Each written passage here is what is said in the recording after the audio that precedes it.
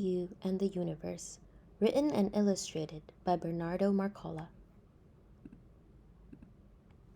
Once upon a time, there was a beautiful planet named Earth, and Earth had something very special that had not yet been discovered anywhere else. What existed on this planet that was so special? Life. The smallest form of life we know is the cell. A cell is so small that when it is by itself, we cannot even see it. But cells can multiply. Cells are like tiny building blocks. They come together to form all the parts of all living things.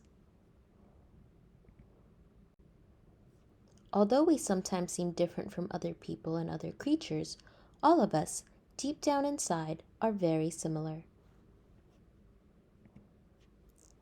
Of all the special creatures that live on Earth, humans think a lot about the ways we are different. And we are all different in some ways. There are people with few curves and people with a lot of curves, people who are young and people who are old. There are tall and short people, those who eat salad and those who love chocolate. People are like works of art. We come in many colors and shapes, and we are each unique. There are people who are born as kings, and those who learn by themselves to have magic and power. There are fashionable people and those who feel so different that they wonder if they have come from another planet. But none of these differences is so important. What is really important is to begin to notice how the various parts of ourselves can pull us in different directions. Are your body, your heart, your ideas, your dreams, your desires, your speech, your actions, and your spirit all in tune? It turns out that when we are out of tune within ourselves, it is really hard, really hard to truly connect with other people. Until we understand ourselves, it's almost impossible to clearly see and understand others. But if we look inside and get to know each bit of ourselves, things will slowly become clearer. This is the greatest and the best labor of our lives. It is how we learn to know and fully relate to other people with both our light and our shadow. Then we can really know and relate to all beings. We realize we are all one. And now we can look at our planet in a completely new way. The Earth is a living being, and it has its own heart. Then we can go even further and discover that we are all part of something much bigger which moves in rhythms and great harmony. We can see that we are each a tiny part of a universe that is infinite. It does not even fit in this book. We find that everything is connected, and maybe we will start asking new questions.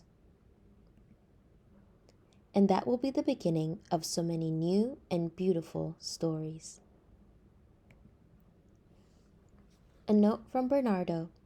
As you were reading this book, you thought about the way you interact with nature and the larger world, about how you interact with others and with yourself, about how you are a part of the universe. When you consider these ideas, you open yourself up to a whole new way of thinking and living. Often, we build walls. Sometimes, we even do this as a way of trying to protect nature, or ourselves, or those we love. Although our intentions are good, our actions often do not lead to the desired effects in nature or in ourselves.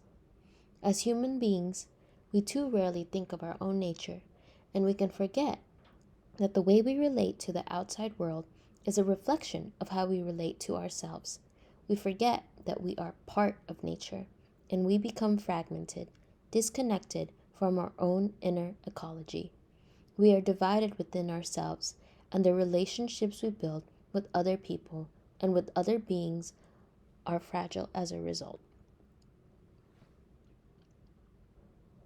It can even feel as though we're living with blindfolds at times. struggling to see all the beauty that surrounds us.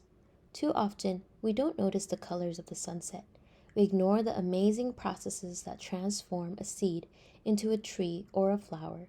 We forget that before being born, we are quite similar to many other creatures. And if we are blind to what is visible around us, imagine how difficult it is to see the invisible and hidden things inside ourselves. Of course, maybe to we were not taught to see clearly. This is not our fault. Yet, we can take responsibility for healing ourselves and making a change. We have to look inside and outside ourselves to see everything within us and around us. In doing so, our actions will naturally change. Our own consciousness has a voice, and it speaks to us.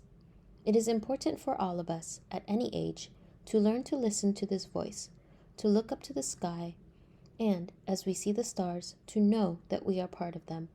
This is a wisdom that is completely different from the knowledge that comes from studying and degrees. It is not the most elaborate reasoning that will change the way we see the world or ourselves. Instead, the answer is wonderfully simple. We have to open our eyes and open our hearts. The world will remain the same, but our experience will be completely changed. We will be changed.